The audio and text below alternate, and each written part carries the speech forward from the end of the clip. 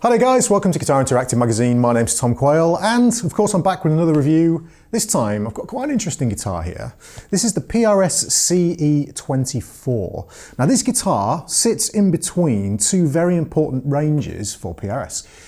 You've got the kind of very high-end, very expensive custom USA, all USA made core range, and then you've got the S2 range. Now, the S2 range is significantly cheaper and they're constructed in the US but made of Korean parts in a different factory. They represent very good value for money, but some people want something in the middle, something that's affordable still but is kind of USA thoroughbred kind of PRS through and through. Now this is where the CE24 comes into play. This is actually a reissue of a model that was released in 1988 originally and was discontinued in 2008. And if I turn it over, I'll just show you this really quickly before we look at the guitar in the normal way from the headstock down. We have a bolt-on neck, okay, which is quite unusual for PRS. Now this means that they can save costs in various different areas. I'll show you where they save costs as we look at the guitar. And it means various other things in terms of tone as well. There's a bit more snap and a bit more punch to the tone.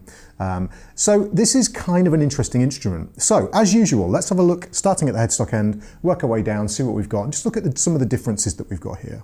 So starting up at the headstock, we've got our a maple headstock, as you can see, which is a maple neck. This is a three-piece construction as opposed to a one-piece that you would normally find on the really high-end US-made guitars. So instantly there, that means they're quicker to make and they're also more economic in terms of price.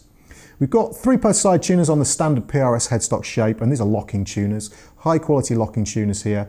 They're slightly less high-spec than you would find on the very expensive USA-made instruments, but still very good indeed, and the locking means that you get good tuning stability.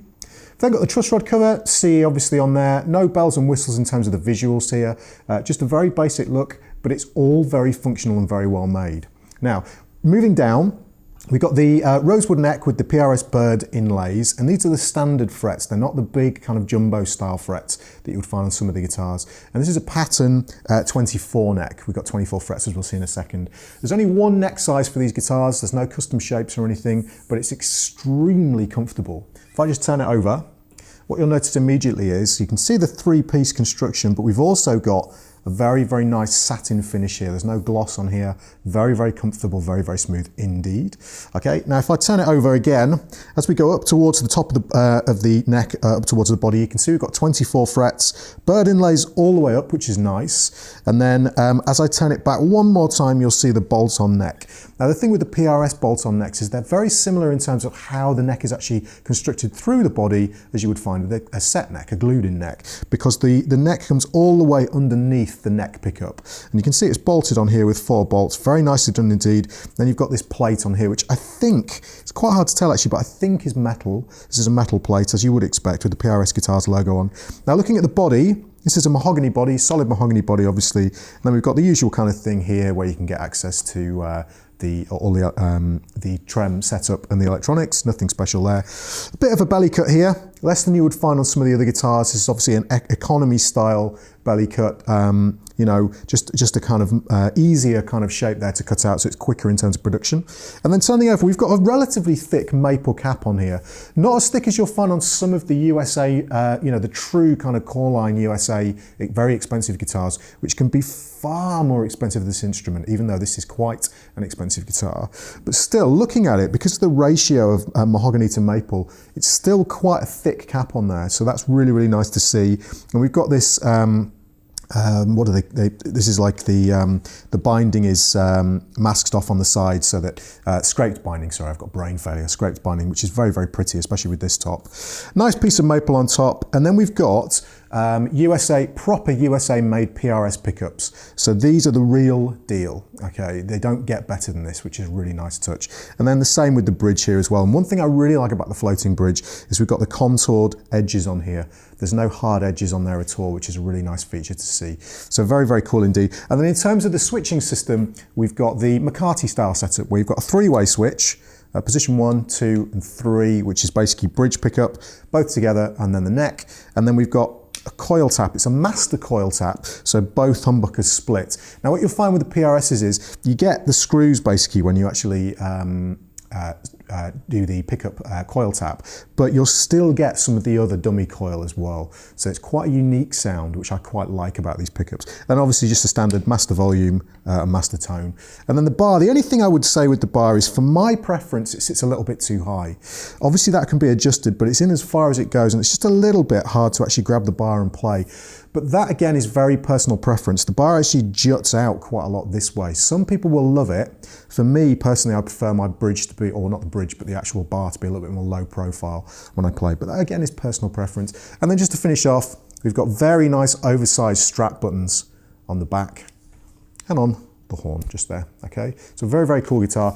Very, very comfortable. What you will find is, if I hold the guitar this way and just point it at that camera just there, you'll find that the contour of the body is more shallow than you'd find on a US, well, this is a US made guitar, but a kind of the higher end kind of US made guitars in terms of price. So this arch here is not as high as you would find. Still looks great, and then the contour underneath the controls and just here is slightly less as well. So you've got some compromises in terms of the style of the guitar, but you're getting a true US PRS through and through.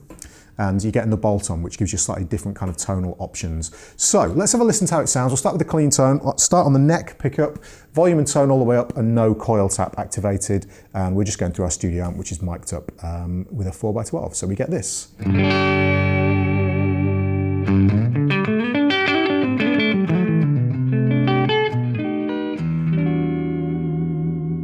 Very detailed, very, very nice kind of sound. It cuts very nicely and very good for kind of pick dynamics. The pickups are superb, so that's exactly what you expect. If we move to the middle position, we get this now.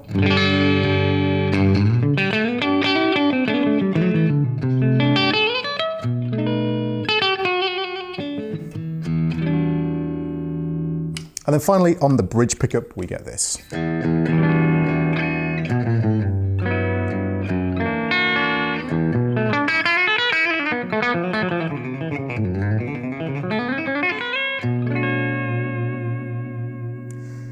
Very, very nice combination of tones, and again, the detail is superb. The translation of everything you play is very, very good indeed. The bar feels great as well. Very, very smooth, operates beautifully and stays in tune very nicely as well, thanks to the locking tuners. I think these strings need a little bit of stretching, which is very often the case when we get guitars in for review. Now, let's do the split. So we'll go back to the neck position, pull this up. Let's have a listen to it very quickly for reference without the split on.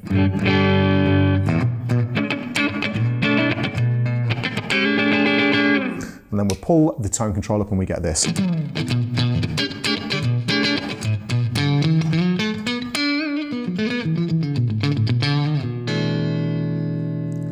Me doing some air whammy there, trying to find the whammy bar. Now if we move to the middle position, again for reference, here's the tone not split. And now split. Very, very cool, kind of quacky, mid-range kind of sound.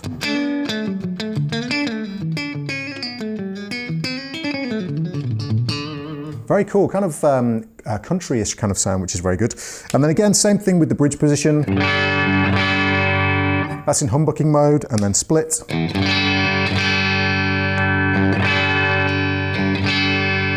So some great tonal features there. In effect, 6 different tones from a 3-way switch, which is super cool. Okay, now let's add some overdrive and have a listen to how it sounds with some gain. Okay, so we'll start with the bridge pickup, and that sounds like this with some overdrive.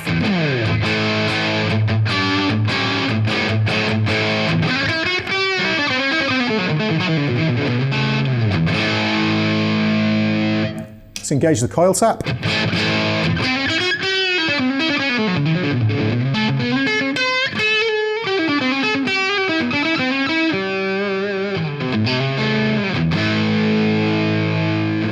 And we'll move to the middle position.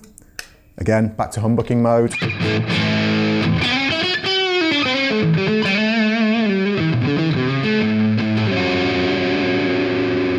Now we'll split and have a listen.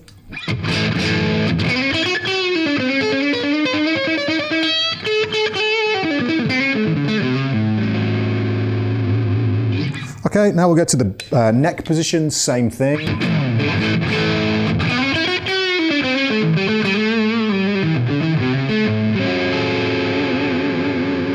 And then finally, we'll split and have a listen.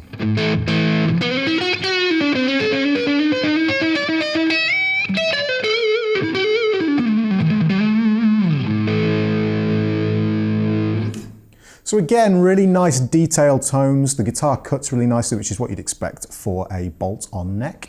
So it represents that middle range, basically, between the S2 and the core range.